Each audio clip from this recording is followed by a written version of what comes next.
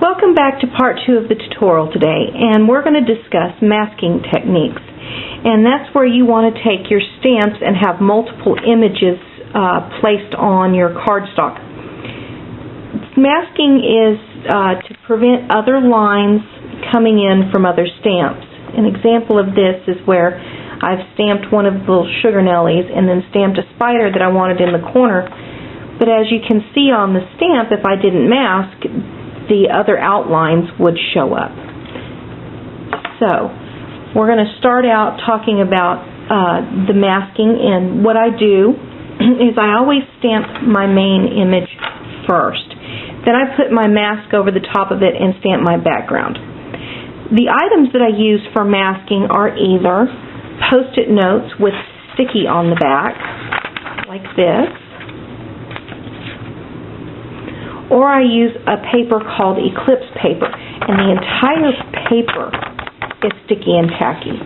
It comes on rolls and is available at your local craft store. And today I'm going to stamp one of the sugar nellies that I have already pre-stamped and cut out with the Eclipse paper. What I do is, to make my mask, I just take my Post-it note or my Eclipse paper, I ink up my stamp. I try to get as much of my stamp onto the Post-it note part of the paper as possible, like so. Then I take my fine scissors, and I usually use my Cutter Bee scissors that have a non-stick surface on them, and I cut my image out, and then proceed to mask from there. So let's start off with the little sugar nelly, and I'll show you what I'm talking about. Let me get my stamp and get it inked up.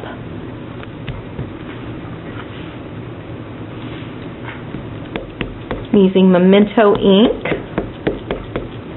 Oh, and I've got ink over onto some spots that I didn't want. So I'm going to show you how to fix that right quick before you stamp.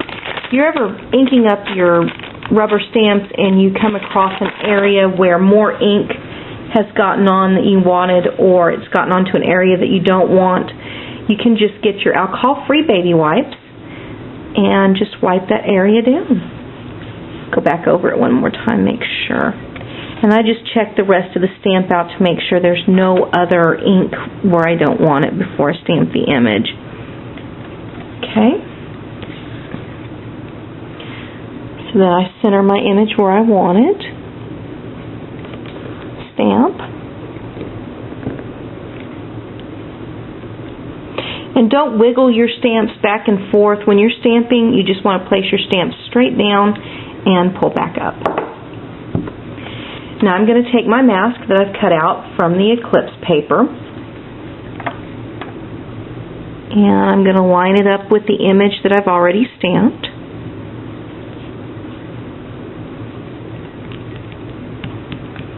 To get it good and covered. Now I'm going to use another stamped image that I got from Width of Joy. And I think this is the fall grass from Width of Joy. Again, get my Memento ink. I'm tongue-tied today. Apologize. Sorry about that. Stamp up my image. And if you notice, I lay my image down and I take my ink pad to the image, not my image to the ink pad. One of the things that does is that prevents shadowing of the image onto the paper.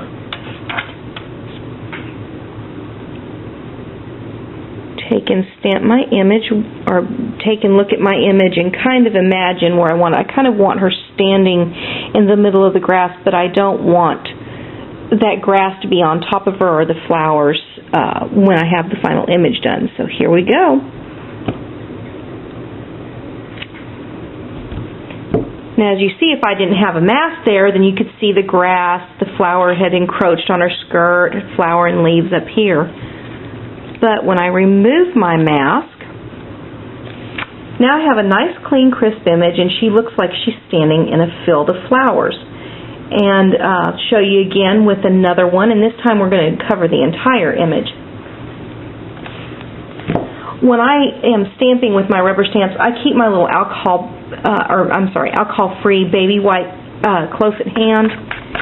And that way I can clean my stamps as I go, and it makes it easier in the end.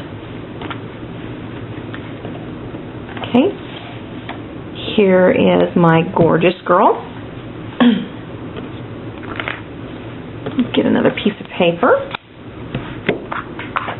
Memento ink, and I'm going to ink her up. Again, I can see where I've gone over the edge and gotten ink where I didn't want it, so I'm going to wipe that off.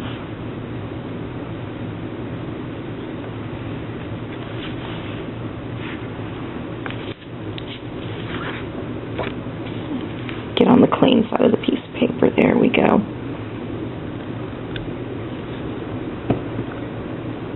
Stamp my image with firm, even pressure. And again, I've already pre-cut out my mask, and I've used this, as you can tell, multiple times because it has all kinds of different ink hatches across it. Once again, line it up. And this one is going to be one of the Post-it papers. So as you can tell, if you use the Post-it notes, sometimes it doesn't hold all the way down, so you've got to be real careful when you're stamping your image. And I usually use the Post-it notes too because it's economical, and also the fact that if it's a big image that's going to cover the entire stamped image that I'm going to mask over, then I'll use it. Because then I know that the whole surface will be mashed down, whereas I'm doing like on the Sugar Nelly where I was just stamping the bottom, it might shift the paper at the bottom, so I like to have that Eclipse paper there to take care of that. I'm going to ink up my spider web here. I just love that little goth girl from Sugar Nelly's Gorgeous Girl set. It just is precious. And she makes great for a fancy little Halloween stamp here, and I love Halloween. All right. Got her sealed back down there on the paper. Have my image stamped, and I'm ready to go. Nice even pressure again. And now she looks like she's sitting in the center of the spider web without any of the other parts of the spider web touching her. Another thing I wanted to show you today is that you can take your masking material, put it on top of the stamp, just to get a portion of the stamp that you want. So what I've done is taken a piece of my scrap Eclipse paper that I had left over, and I just want the letters Boo out of the stamp that I have here in front of me. So I've taken and affixed it to the stamp, cover all the other parts of the stamp so that I don't get any of the ink on that image, ink up just the Boo part, peel the Eclipse paper back off of the stamp.